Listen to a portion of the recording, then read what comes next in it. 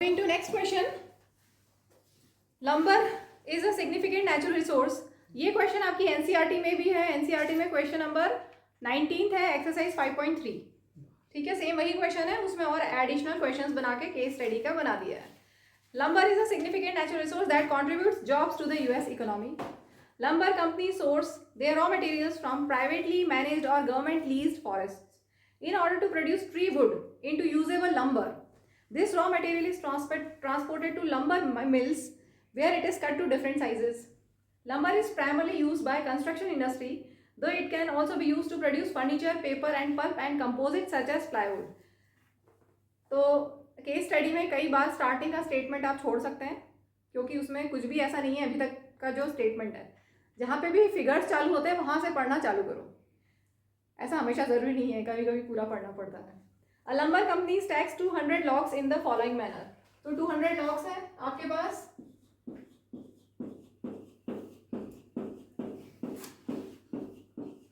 चौदह, 15, 16, 17, 18, 19, 20. ठीक है, पहली रो में 220 है, फिर उसके बाद 1, 2, 3, 4 ऐसे करके 19 है. तो फर्स्ट रो में 20 है, then 19, then 18, 17, 16 and so on. 20 logs in the bottom row, 19 in the next row, 18 in the row next to it and so on as shown in figure. Based on the above information, answer the following. First part, number of logs in first, second, third row form. Options है, follow a pattern forming an AP with common difference 1 or with -1 और भी है. तो अभी आप बता सकते हो AP बन रहा है with common difference -1. 19 minus 20 that is -1. तो common difference -1 है, so option B is correct.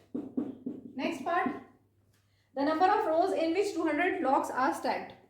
Number of rows मतलब n फाइंड करना है और total logs कितने हैं 200. ठीक है, ऐसी कितनी रोज बनेगी, 1, 2 ऐसी करके कितनी रोज बनेगी ये आपको बताना है. नंबर ऑफ रोज. तो Sn दिया हुआ तो Sn का फॉर्मूला लगाएंगे. Sn है तो Sn का ही लगेगा. Sn is n by 2 2a plus n minus 1 into d.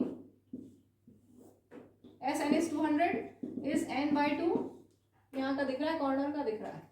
2 into a है 20 plus n minus 1 into d is -1. ठीक है, 2 को इधर ले आया तो 400 हो गया. 200 into 2 is equal to 40. यहाँ पर n into -1 हो जाएगा -n और -1 plus 1.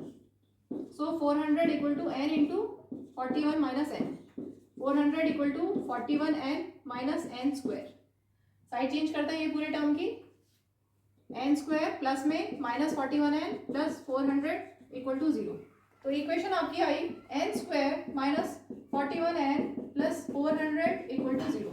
अब आप n निकाल सकते हो मिडिल टर्म स्प्लिट करके. You have to search for two numbers such that their addition is -41 and multiplication is 400. तो यहाँ पर 25n और 16n अगर लोगे आप तो आपको मिल जाएगा. ठीक है, 400 का प्राइम फैक्टरेशन करोगे, 2 2 4 2 और 2 5 मिलेंगे, उनसे कॉम्बिनेशन मिल जाएगा. ठीक है, -25 -16 इज -41. n कॉमन लेंगे फर्स्ट टू टर्म्स में, -16 n -25. So n -25 n -16 equal to 0. तो n की आपके पास दो वैल्यूज आ गई. अब यहाँ पर तो आंसर में ऑप्शंस में क्या क्या दिया है सेकेंड पार्ट में, 25 है, 20 है, 16 है और 10 है. तो हमारे पास दो ऑप्शन आ गए. अब हम चेक करते हैं इन दोनों में से कौन सा सही है या दोनों सही हैं. तो अगर हम n इक्वल टू 25 ले तो an कितना होगा, an is a plus n minus 1 into D. हम चेक कर रहे हैं कि दोनों में से कौन सा सही है. an विल बी a कितना 20 plus n minus 1 25 minus 1 24 into D. तो क्या ये सही आंसर है? ये तो हो नहीं सकता. टॉप रो में -4 लॉग्स तो हो नहीं सकते. लॉग्स तो प्लस कोई नंबर ही होगा ना, 1 2 कोई नेचुरल नंबर होगा. तो ये तो पॉसिबल ही नहीं है. This is not possible. Rejected. Yes. तो बचा गया n इक्वल टू 16. इसको भी हम चेक कर लेते हैं. n इक्वल टू 16 पे an will be a plus n minus 1 into D. a है 20 प्लस n मतलब 16 minus 1 15 into D. That will be 20 minus 5 that is 5. 20 minus 15 that is 5. मतलब जो टॉप रो होगी अरेंज करते करते जो आपकी टॉप रो होगी उसमें कितने लॉग्स हैं? 5 लॉग्स हैं, ठीक है। टॉप रो में 5 लॉग्स हैं, ठीक है। 20 जो हमारा ये सेट था ना 20, 19, 18 के बाद इसमें सबसे लास्ट में क्या आएगा? 5, ठीक। तो इसका हमारा सेकंड पार्ट का ऑप्शन सी हो गया सही, ठीक है। Moving to third part, the number of logs in the top row. तो ये अभी हम निकाल चुके हैं, टॉप रो में हमें 5 लॉग्स मिले थे, 5 logs in the top row, इसका आ गया option A. Fourth part, number of logs in middle row. अब हमारे पास नंबर ऑफ रोज कितनी है ये बताओ? 16। तो मिडिल में अगर n इक्वल टू 16 है तो बीच में क्या आएगा? सुनना ध्यान से, सुनना ध्यान से। अगर n ऑड होता है तो बीच में क्या आता है? n plus 1 upon 2th observation, ठीक है। अगर n ऑड होता है तो n plus 1 by 2th observation. जैसे एग्जांपल लेते हैं, एग्जांपल अगर n इक्वल टू 17 है तो बीच में क्या आएगा? 17 प्लस 1 18 बाय 2 9th। अगर n 17 है तो 9th ऑब्जर्वेशन आपका मिडिल होगा। और अगर n इवन है, ये आपने मीडियन का रॉ डेटा वाला जो मीडियन निकालते हैं तो जो फॉर्मूला होता है वही बता रही हूँ मैं, ठीक है। 9th में पढ़ा हुआ है। अगर n इवन हो तो n बाय 2th ऑब्जर्वेशन और n by 2 plus 1th observation, ये दोनों बीच में होते हैं, ठीक है। तो यहाँ पर n कितना है? इवन है कि ऑड है? इवन। तो बीच में क्या आएगा? 16 बाय 2 मतलब 8th और 16 बाय 2 प्लस 1 मतलब 9th, ठीक है। तो अभी 8th और 9th क्या क्या होंगे यहाँ पर? हमारी जो रो थी वो 20, 19, 18 से चालू है, ठीक है।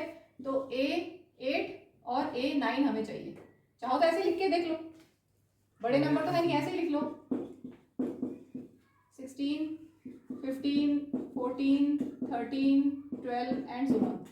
1 2 3 4 5 6 7 8, ये 8 है और ये 9 है, तो 13 और 12 इसका आंसर होना चाहिए। इसके बाद है fifth part, number of logs. इसका आंसर डी है 12 एंड 13।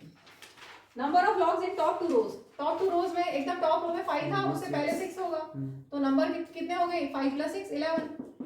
दोनों टॉप टू रोज में 11 logs. 11 logs means option B correct, ठीक है।